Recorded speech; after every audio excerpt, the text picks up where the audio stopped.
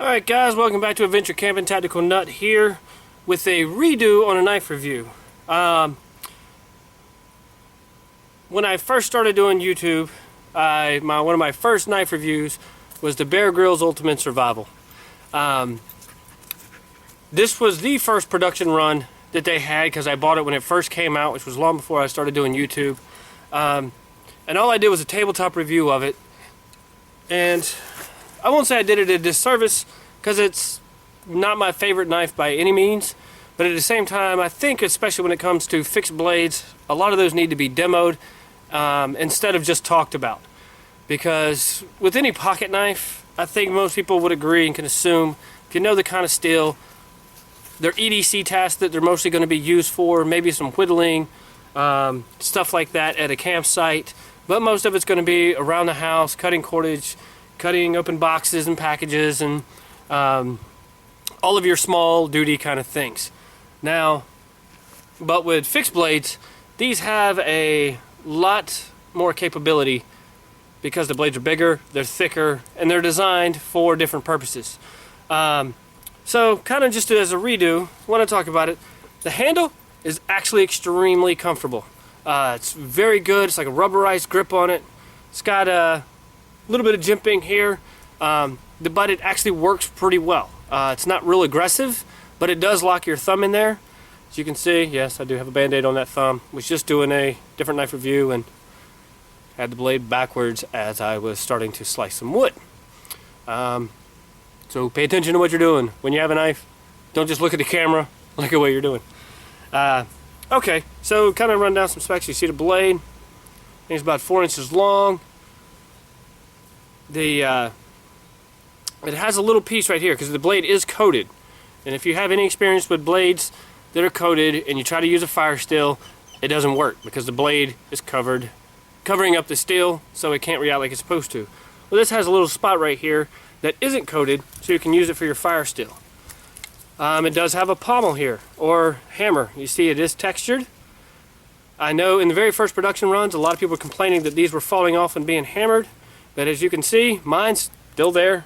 I've used it a bunch of times. You can see that maybe it's been used. It's been hard to find a place with good lighting today, just because of where the sun is. There is jimping at the base of the handle here. Nice little finger choil, really helps your finger lock in to lanyard holes here, so if you wanted to attach it to a stick like a spear, you could. Survival whistle does work. Now the blade, you've probably heard me many times, I'm not big on serrated blades at all, but this was the only option when it first came out that I could find. But you know, it does serve its purpose, and the dog's trying to get tangled up around the camera. Alright, so but yeah, it's got jimping not just here but here, so your hand will lock right into place with this, and it is really comfortable. Any kind of these rubber molded grips, to me, tend to lend to a lot of comfort. Now, depending on how hard you're using it and how much you're using it, sometimes these rubber grips can start to break and stuff like that, but so far this one has not. Now that this is not full tang, I think it only comes to about right here, which is why these pommels on a lot of them were breaking off. From what I hear and the research I've done, they have fixed that issue. Or if yours broke and you send it back, they would replace it. I haven't had the need, and I'll even show you I got some nails on my deck that I need to hammer in, so I'll show you then. But for now, let's just kind of see what capabilities this thing has. I've got a large stick behind me. I'm actually going to try to chop it with this and see if I can get a piece off, and then use that piece to baton as I go. And we'll get to the sheath last. So here's my stick. Let's see how this does chopping. Now you don't get a whole lot of room to chop because you only get this much of the blade because that much is serrated, but we're going to give it a shot. And maybe we'll pause till the dogs start barking at the middle. Alright, so hopefully Tactical Pup has stopped his barking for the moment. So for now, we're going to try and chop.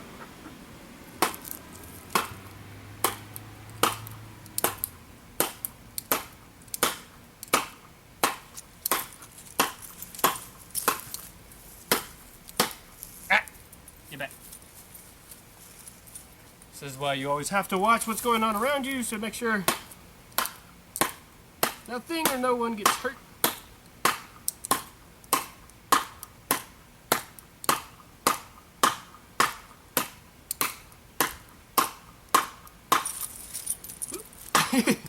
That make you nervous, buddy? Does that make you want to play?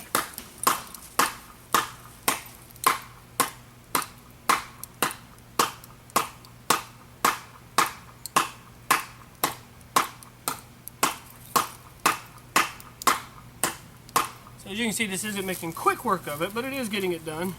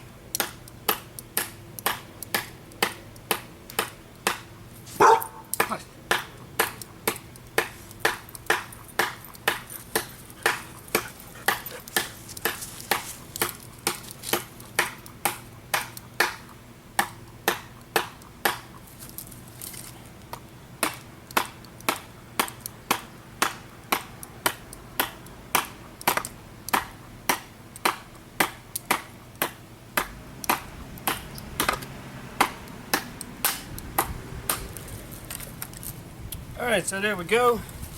And as you can see here, how thick this log was.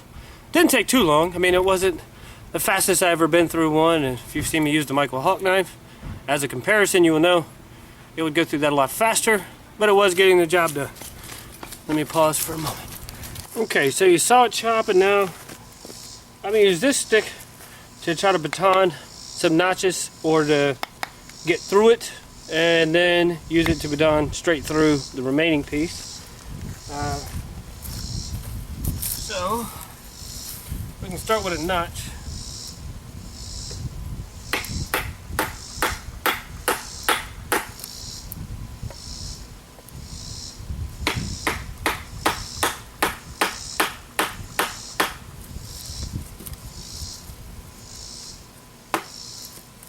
Come on.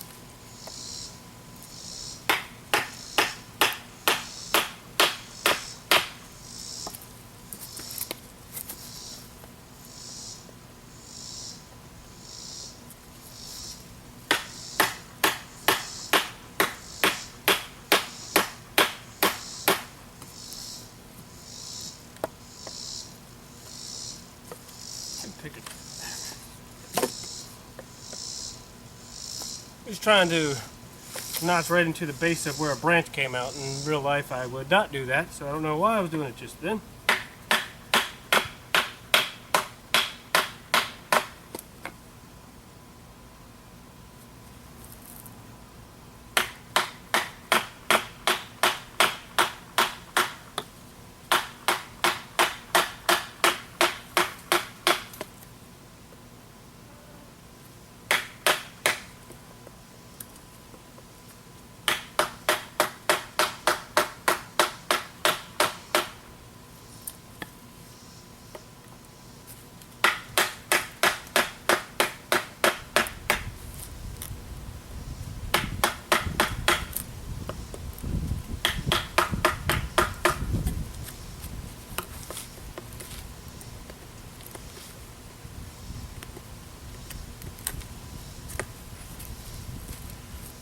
Alright, so as you can see, you can hammer a good little notch in there. I mean, I didn't perfectly clean it out and stuff, but as you can see, it's working. No need to take all the time and your time to completely finish it, but as you can see, did a pretty good job through that. Alright, now we'll finish batoning through it and then do it long ways.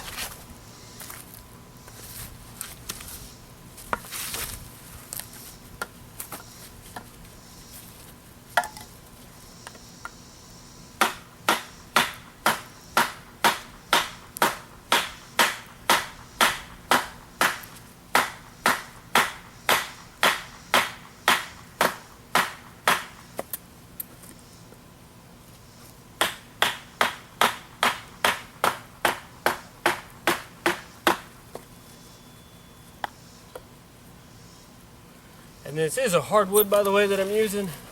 Where I live, typically there's a lot of pine. But I couldn't find a good down branch that was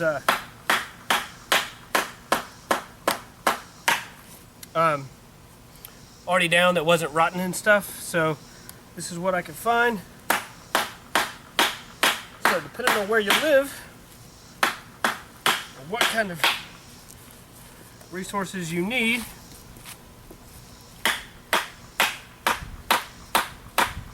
you can see, is it going to do the job? And ideally, I would use a much bigger piece or heavier piece as my batoning stick. But sometimes you don't always get that option.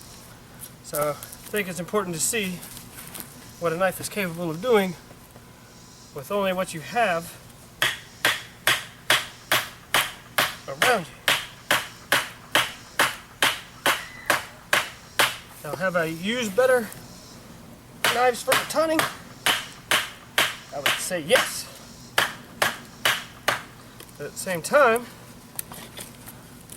this is getting it done slowly but surely.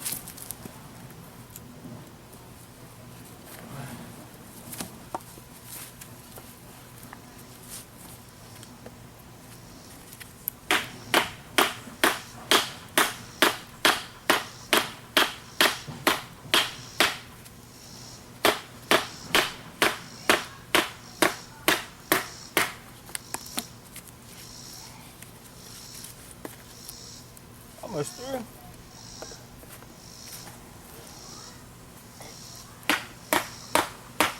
And this kind of also goes to show you why a serrated blade is not the best for a lot of tasks like this, is because it gives you really less cutting edge to baton through stuff with. I mean, it'll make it. Let's just put it through there. But it's not going to do as well as a fine edge.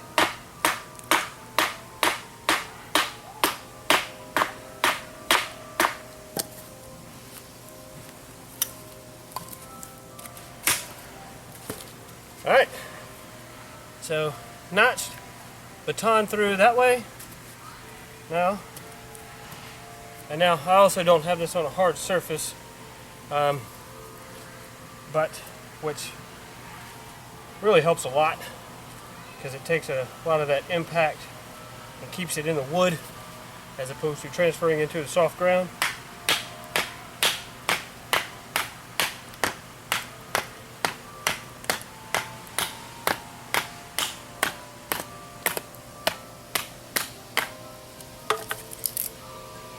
As you can see, does pretty well. I mean, obviously, just like any knife this size, you're going to be limited in the size of the wood that you can process because, you know, the knife is only so long. Let's try this. If you've gotten to a knot.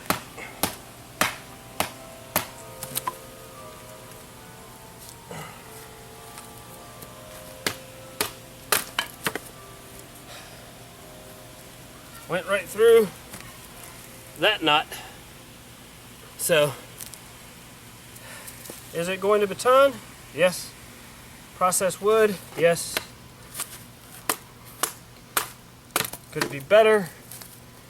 If you were at a full fine edge? Yes.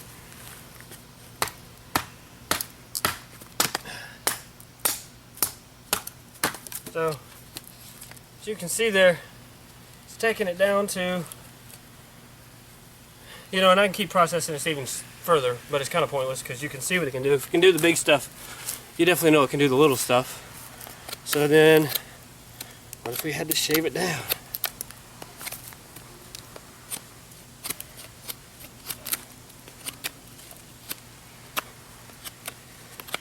See, I'm so used to not having a serrated edge I'm already pulling the knife back here. And of course, it's not the best spot to be shaving down wood, as you can see. It is taking it off. Now, let's see if it will feather stick.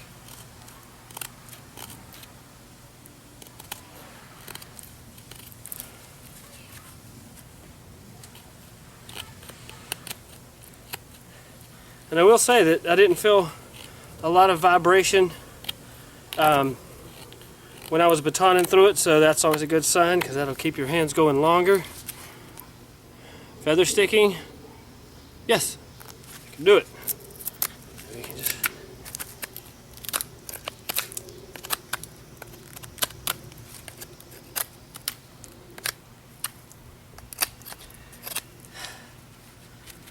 all right. So you can see, I mean, I could spend a lot of time here whittling this down. It's going to take a while, as you can see. But like I said, this is a hardwood, so for most knives it's going to take a little longer to get through it, but it's going to do the job. This is a survival knife. Would I carry this every day if I was out in the woods? I can't say that I would, just because, well, one, I'm not 100% sure what kind of steel it is. I did a lot of research trying to figure out. I do know it's fairly soft because I have had to resharpen it quite a few times because, I mean, you can tell I've put a lot of this to use. This isn't just now. But also, I don't know if I'll be able to show you, but we'll try the edge of the blade after we move the camera into more light. So, right along here, there's some chipping, just teeny tiny. I don't know if my hand will help. Teeny tiny nick in the blade. Once again, right about here. Hopefully you can tell. I have on polarized sunglasses, so the screen is a little hard to see. But maybe if I get real close. Little teeny tiny nick right there. So, not horrible, not awesome. That edge can be I can resharpen it and get rid of that nick. But you still got to be honest and show what has happened, and that's what's happened with this. Now, the sheath, it's a pretty good sheath, good nylon sheath. You can run it, a strap through here. You can run your belt through here. As you can see, the back of it has a little paper survival guide that I stick in behind this that also has emergency help and signals. Let me turn it so you can actually read it. Little Morse codes thing. Which I highly recommend keeping something like this with you at all times, or like this, having it attached to your equipment, because in a survival situation it's very easy to forget a lot of stuff that you know how to do, because people get in a panic, they're worried, they're stressed, and sometimes really simple things can escape you. Now, as you can see here, that locks in solid. That's not coming out. To get it out, you actually have to push here to get it out. So it's good hard plastic sheath. Bear Grylls little symbol on it, Gerber. Also comes with a fire steel. That just pulls right out, as you can see. I have used that quite a few times. But to show you why they left that little piece, if I try to strike it from up here, teeny tiny spark, if any, down here. And obviously this is, I will admit, this is by far not my favorite fire steel, but don't catch my camera on fire. It's going to throw the sparks because that part right there isn't coated. So I'm glad he did that, because there's other knives out there, a ton of knives that are coated, and which pretty much only leaves you the option of either to sand it, the coating off, or use the blade. And of course, most survivalists will all tell you never to use your blade to strike a fire still in a survival situation, because you don't want to dull out your blade and unuse it or shorten the life of it. Personally, if I had to, I would. If I need to get a fire started, I'm going to do whatever it takes, but I would rather not use a blade if I don't have to. So as you can see, this locks in, that locks into place pretty good. And then it even gives you a sharpening stone. Now, it's also giving you the sharpening stone so you can resharpen this film, but it's angled so that as you go to sharpen it, it's gonna keep it at the angle that you need. Now this is a coarse, pretty coarse stone. But in an emergency situation, this way better than none. And if you know anything about knives, you're doing a sharpening, most knives don't come with a sharpening stone. That's something you got to buy on your own. So even though this is not the best one, far better than having nothing. So, overall, I like the knife. It's not the best, it's not the most awesome, it doesn't chop as well as I would like it to. It doesn't shave wood as well as I could, but, it can do all the tasks that I need it to. It's not the easiest, but it does it. Plus you get a really good sheath. You do get a fire still that works pretty well. And a pommel or hammer so that you can crush stuff if you need to. And let me see if, because anytime, and I will say this, anytime a cutting instrument has a hammer or a spike or something like that, and you're going to have to turn the blade near towards yourself in order to use it, I highly recommend leaving it in the sheath so that as it's coming back, you don't inadvertently stab yourself in the face, the chest, the shoulder, or something like that. This one is kind of tough because the nylon is really stiff. But what I'll do is I'll move this over, see if I can hold it like this and hammer down. Hopefully I won't crush my whistle, but we'll see. So here we go. Let you walk with me.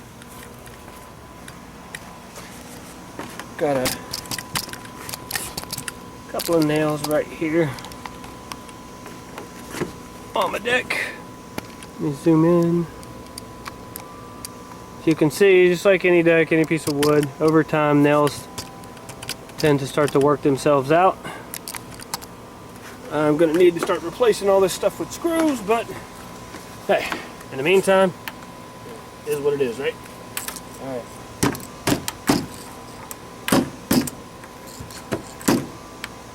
Now, obviously, we can take the whistle off to make sure that we save it. If you take your whistle off, put it in your pocket or something so that you don't lose it and not have it when you need it in an emergency.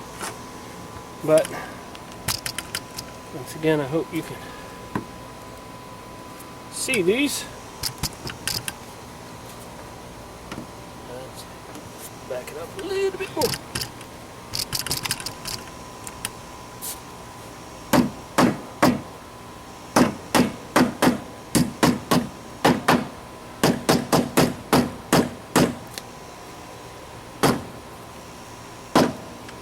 Now, is it real comfortable to leave it in the sheath and use it? No, it is not. But if it keeps you from stabbing it in your face, but if you just saw that, the fire still just fell out while I was hammering. Something to know and be aware of. Obviously the pommel is not even loose, did not fall out. As some people have had the experience of, not loose, but just so you know, it has happened. So overall, let me just turn the camera towards me. Since I didn't demo this the first time, I thought I'd do it a service to demonstrate the capabilities of the knife. Sorry if the filming hasn't been awesome, but I was here by myself for most of it, and it usually really helps to have a person helping you.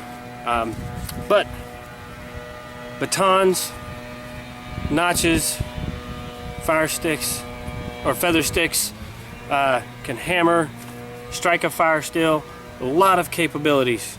I bought this for like 50 bucks, I think. In most places it still goes for the same price. Worth the money? Possibly.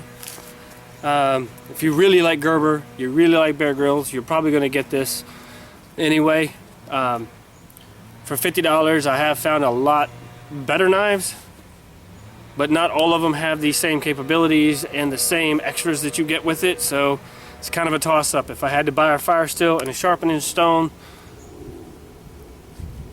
to go with this, this has saved me money. So, hope this makes your purchasing decisions a little easier. I hope it gives a little more clarification and an actual visual to the stuff I talked about in the tabletop. And stay tuned, got more reviews coming. If you like the channel, please like and subscribe, share as well. In the meantime, be prepared and have fun.